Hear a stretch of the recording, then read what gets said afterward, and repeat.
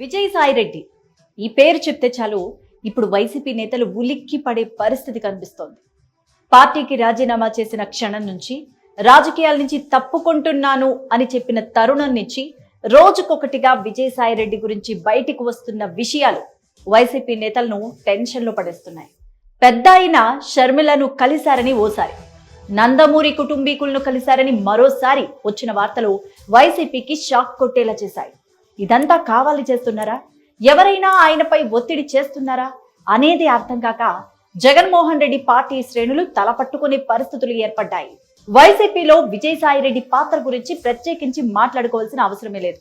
కానీ ఆయన రాజకీయాల నుంచి తప్పుకున్నాక, మరి ముఖ్యంగా వైసీపీ సభ్యత్వానికి, రాజ్యసభ సభ్యత్వానికి రాజీనామా చేశాక ఆయన వేస్తున్న అడుగుల గురించి అయితే ఖచ్చితంగా మాట్లాడుకోవాల్సిందే. ఆ అడుగులు వైసీపీ గుండెల్లో గుబులు పుట్టిస్తున్న తీరును గురించి ఖచ్చితంగా మాట్లాడుకోవాల్సిందే. ఎందుకంటే జగన్మోహన్ రెడ్డి కాంగ్రెస్ ను వీడి వైసీపీని ఏర్పాటు చేసిన క్షణం నుంచి విజయసాయిరెడ్డి ఎంతో కీలకంగా వ్యవహరించారు. 2014లో ప్రతిపక్ష హోదా అందుకున్న దగ్గర నుంచి 2019లో అధికారాన్ని అందుకునేంత వరకు ప్రతి అడుగులో తన ముద్రను వేశారు. విశాఖను పూర్తి స్థాయి రాజధాని చేద్దామనుకున్న జగన్ కన్న కలను సాకారం చేయాలని కూడా ఎంతో తీవ్రంగా శ్రమించారు. చివరికి అందరికీ షాక్ ఇస్తూ రీసెంట్ గా రాజకీయాల నుంచి పూర్తి స్థాయిలో వెనక్కి వెళ్ళిపోతున్నట్టు ప్రకటించి సంచలనాన్ని సృష్టించారు.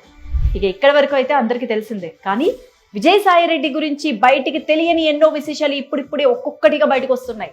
వైసీపీ నాయకులకు, శ్రేణులకు షాక్ ఇస్తున్నాయి.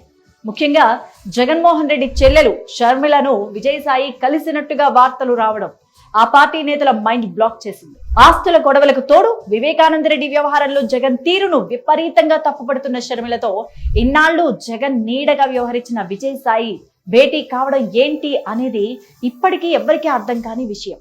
ఇదే పెద్ద షాకింగ్ అనుకుంటే, ఆ తర్వాత నందమూరి ఇంటి కుటుంబ సభ్యులతో విజయసాయి భేటీ కావడం మరో సంచలనాత్మక పరిణామం. టీడీపీలో అంతర్భాగంగా ఉన్న నందమూరి వారితో కొన్నాళ్ల క్రితం వరకు వైసీపీ కుటుంబ పెద్దగా ఉన్న విజయసాయిరెడ్డి భేటీ కావడం ఏంటి అనేది కూడా రాజకీయంగా అందరినీ ఆలోచనలో పడేసింది. ఇదిలా ఉంటే విజయసాయిరెడ్డిపై కొందరి ఒత్తిళ్లు కూడా ఉన్నాయని కొన్ని రూమర్స్ వినిపిస్తున్నాయి. విశాఖను రాజధాని చేయాలని అనుకున్నప్పుడు విజయసాయి చేసిన వ్యవహారాల మీద వచ్చిన విమర్శలు, ఈ విషయంలో ఆయనపై ప్రస్తుత కూటమి ప్రభుత్వం తీవ్ర స్థాయిలో చేస్తున్న విచారణ విజయసాయిని ఇబ్బంది పెట్టి ఉండొచ్చని సమాచారం. అలాగే బీజేపీ నుంచి కూడా తమ పార్టీలో చేరాలని విజయసాయిపై ఒత్తిడి వస్తున్నట్టు కూడా గుసగుసలు వినిపిస్తున్నాయి. వైసీపీ రాజ్యసభ సభ్యత్వాన్ని బీజేపీలో విలీనం చేసేందుకు విజయసాయి కేంద్రంగా ప్రయత్నాలు జరుగుతూ ఉండొచ్చని ప్రజలు కూడా తాజా పరిణామాలపై అనుమానాన్ని వ్యక్తం చేస్తున్నారు. వైసీపీ నేతలు కూడా ఈ విషయాలను చాలా జాగ్రత్తగా పరిశీలిస్తున్నారు.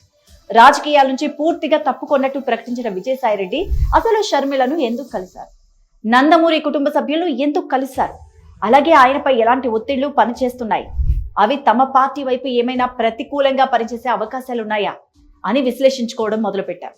మరి విజయసాయిరెడ్డి వేసే ప్రతి అడుగును జాగ్రత్తగా అనలైజ్ చేసుకుంటున్నారు.